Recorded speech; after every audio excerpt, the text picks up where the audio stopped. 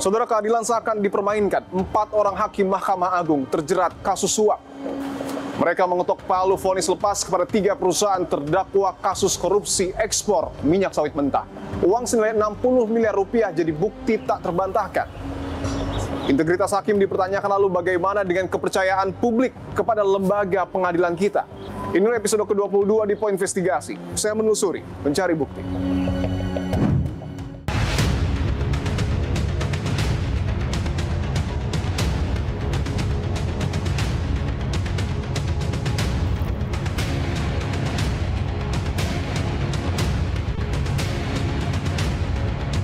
Hakim kita harus dibikin begitu terhormat dan begitu yakin sehingga dia tidak bisa disuap.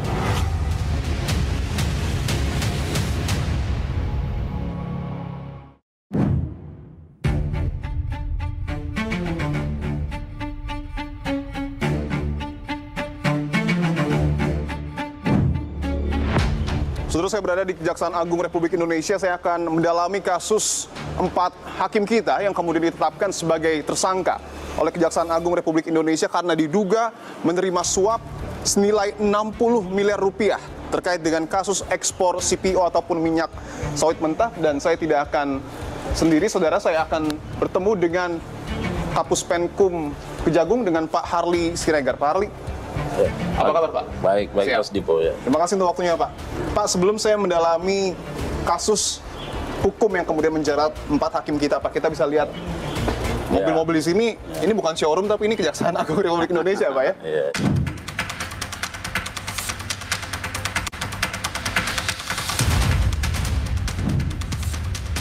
Ini artinya adalah barang-barang ataupun kendaraan yang disita ya, Pak ya, dari tersangka.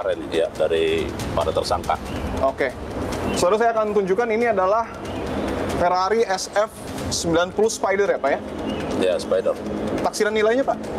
Kalau di pasaran itu kita lihat Google itu 15 sampai 18. 15 sampai 18 miliar rupiah. Artinya pihak yang memiliki mobil ini bukanlah pihak sembarangan, Pak? Ya, bukan kaleng-kaleng. Bukan kaleng-kaleng. Nah, yang menarik juga ini, Pak. Kalau pecinta mobil Jepang atau JDM, pasti semuanya sudah tahu. Wah, Nissan GTR Nismo. Ya. Dan ini juga speknya yang paling tinggi ya, Pak ya? Ya. Serat karbon dan lain sebagainya. Di kisaran 8 ini. 8 miliar rupiah. Ya. Saya punya informasi kalau mobil ini juga diproduksi terbatas ya, Pak ya? Terbatas, ya. Oke, Pak Harli. Limited lah.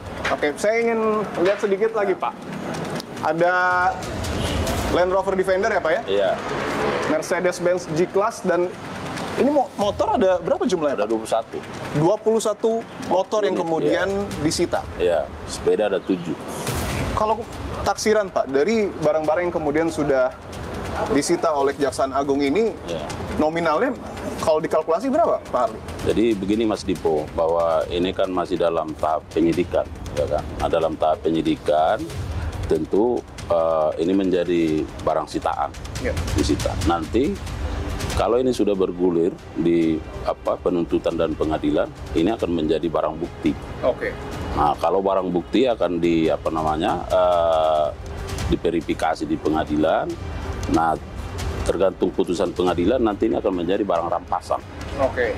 Nah, setelah barang rampasan akan ditanya pihak ketiga, artinya untuk melakukan appraisal, penilaian terhadap kondisi real dari kendaraan-kendaraan ini. Tapi tentu ada hitung-hitungannya, kasarannya, Pak. Sampai ratusan miliar nggak kira-kira? Nah, kalau melihat angka-angka tadi 18, 8 di rata-rata 7 misalnya, mungkin bisa sampai hampir 100. 100 miliar rupiah. Karena yang ini, Mas Dipo, ini hanya dari satu orang. Kita juga akan melakukan penggeledahan dan penyitaan dari tersangka lain juga. Oke. Seperti yang sekarang itu ada di Palembang, kita titipkan. Oke. Nah, ada yang CRP, ada yang ada juga dari salah seorang hakim itu. Ya. Nah, jadi semua sekarang sedang dikompilasi lah, dihitung. Kendaraan-kendaraan ini adalah kendaraan yang kemudian disita hanya dari satu orang, Pak? Ya, yang 7 unit. 7 unit ini ya, Pak ya? Atas nama tersangka? AR. AR? Ya. Haryanto ya, Pak ya? Ya. Pengacara dari Wilmar Group? Ya. Apakah ini mobil-mobil yang memang sudah legal dalam proses jual belinya, kemudian surat-suratnya ini dapat dipastikan sah milik Arianto atau justru ada dugaan pelanggaran hukum lain? Kalau terhadap barang bergerak, menurut hukum di kita itu namanya ada besiter. Oke. Jadi besiter itu singkatnya siapa yang menguasai dia pemilik. Oke. Ya kan? Nah, jadi kalau misalnya mobil dalam penguasaan saya, barangkali bisa atas nama orang lain, nah selaku besiter saya adalah pemilik. Makanya disita dari siapa yang menguasai. Ya kan? Bahwa nanti misalnya ada klaim pihak ketiga dan lain sebagainya, nanti dalam proses selanjutnya. Tapi STNK mungkin sudah dicek, Pak? Ya bisa saja ini bukan atas nama yang bersangkutan kan. Oh. Nah, tapi kita sita dari alamatnya, dari rumah. Alamat dari rumah Yang tersangka bersangkutan. tersebut? Iya, Oh. artinya dalam penguasaannya. Oke.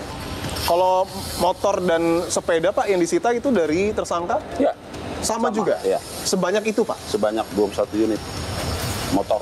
Selain kolektor, mungkin tidak masuk logika juga ya ketika satu orang memiliki 21 motor. Ya, oleh karena itulah maka ya kita sungguh-sungguh dalam rangka pemberantasan ini. Ya kan?